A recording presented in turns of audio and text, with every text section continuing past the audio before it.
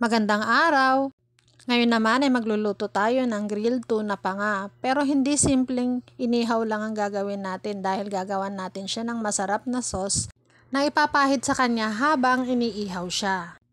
Alam niyo po ba na ang ganitong recipe ay nagkakahalaga ng mahigit 1,000 sa mga sikat na restaurant? So tara, magluto tayo. Sabay-sabay nating matutunan kung paano lutuin ang isang sikat na recipe sa isang sikat na restaurant. Siya nga pala, pasensya na kayo sa ihawan ko kasi hindi kami madalas mag-ihaw kaya ganyan lang yan. Nag-provide lang kami talaga ng ihawan kasi para lang maihaw talaga itong panga. So hayan, kung nakikita nyo nga po ay pinahid na natin yung ating sauce. Yung sauce nga pala na ginamit dito ay asukal, toyo at paminta lang. Kita nyo? Ang sosyal pero yun lang naman talaga ang ginamit. At gaya nga po ng aking laging sinasabi, paki-like, share, and subscribe na din po sa aking channel. Maraming salamat po.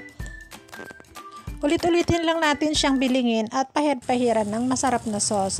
At pagkatapos, pag ganyan ang itsura niya, ay luto na po yan. At dahil nga recipe ng sikat na restaurant to, ay plinating na rin natin siya ng maganda. Maraming salamat po sa panonood.